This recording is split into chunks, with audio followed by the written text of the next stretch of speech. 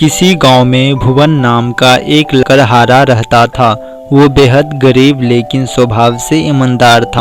वो जंगल से रोज लकड़ियां काट कर लाता और उन्हें बेचकर अपने परिवार का पालन पोषण करता था। इसी तरह उसका समय गुजर रहा था। हर बार की तरह वह एक दिन जंगल में लकड़ियां लेने गया और नदी किनारे एक बड़े से पेड़ पर चढ़कर लकड़ियां काटने लगा।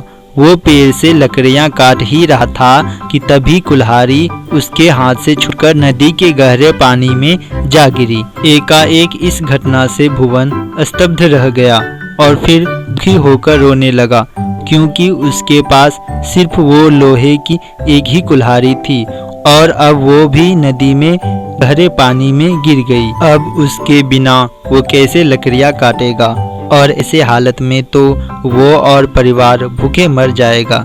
ये सोच सोचकर भुवन जोर जोर से रोने लगा।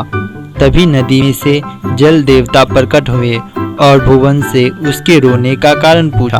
भुवन ने जल देवता को अपनी सारी बात बताई तो जल देवता ने कहा, भुवन, तुम चिंता मत करो, मैं अभी तुम्हारी कुल्हाड़ी पानी में से ढूंढकर बाहर ला रहा हूँ। ये कहकर जल देवता ने पानी में डुबकी लगाई और अपने साथ चमचमाती एक चांदी की कुल्हाड़ी लेकर बाहर आए।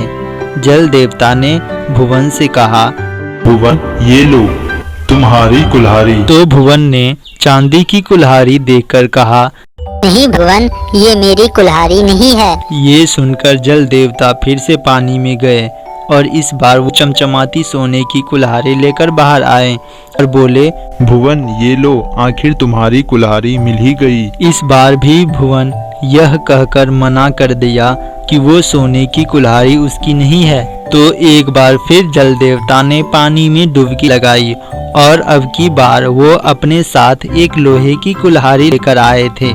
यह देखकर भुवन खुशी से बोल उठा, हाँ भगवान, यही है मेरी कुल्हाड़ी। भुवन की इस ईमानदारी को देखकर जल देवता बेहद प्रसन्न हुए और कहा, भुवन, मैं तुम्हारी ईमानदारी से बेहद प्रसन्न हूँ, इसीलिए अब ये तीनों कुल्हाड़ियाँ उपहार स्वरूप मैं तुम्हें ही देता हूँ। लो, इन्हें स्वीकार करो और सदा सुखी रहो। और ऐसा कहकर जल देवता गायब हो गए।